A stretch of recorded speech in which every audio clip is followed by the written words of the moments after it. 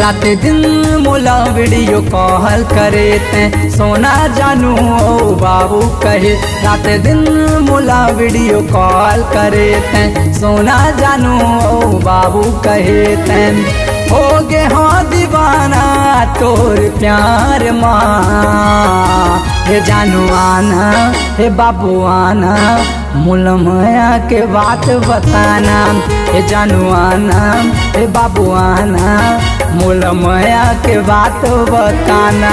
रात दिन मुला वीडियो कॉल करे ते सोना जानू ओ बाबू कहे। रात दिन मुला वीडियो कॉल करे ते सोना जानू ओ बाबू कहे ते हो गे हाँ दीवाना तोर प्यार माँ। हे जानू आना हे बाबू आना मुलमया के बात बताना।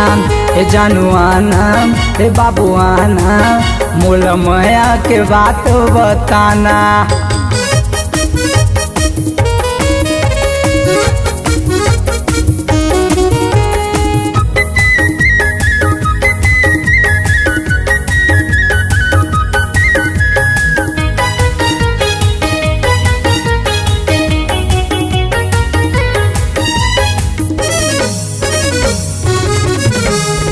घर में तोर दाही रही थे घर में तोर दादा वो बारी को तिलिया हाँ कई थो लगे रथे पोहरा वो।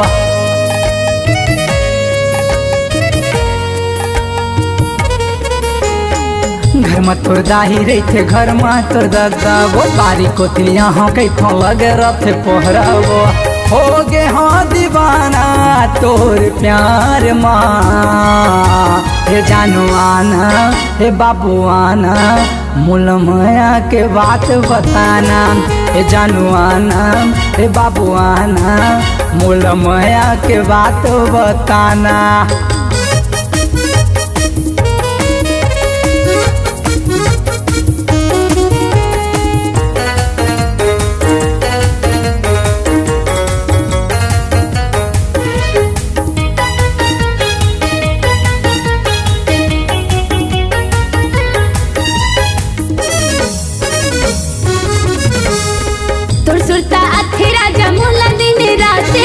कैसे बताऊं राजा हृदय के बातेला।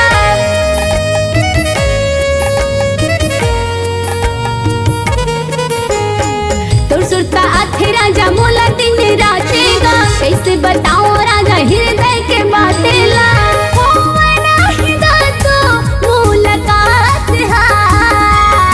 हे बाबू आना हे दादू आना मोला माया के बात बताना। हे दादू आना हे बाबू आना मोला माया के बात बताना। रात दिन मोला वीडियो कॉल करे ते सोना जानू ओ बाबू कहे। रात दिन मोला वीडियो कॉल करे ते सोना जानू ओ बाबू कहे ते हो गे हाँ दीवाना तोर प्यार माँ। हे जानू आना हे बाबू आना मुलमया के बात बताना। हे दादू आना हे बाबू आना मोला माया के बात बताना। हे जानू आना हे बाबू आना मुलमया के बात बताना। हे जानू आना हे बाबू आना मुलमया के बात बताना।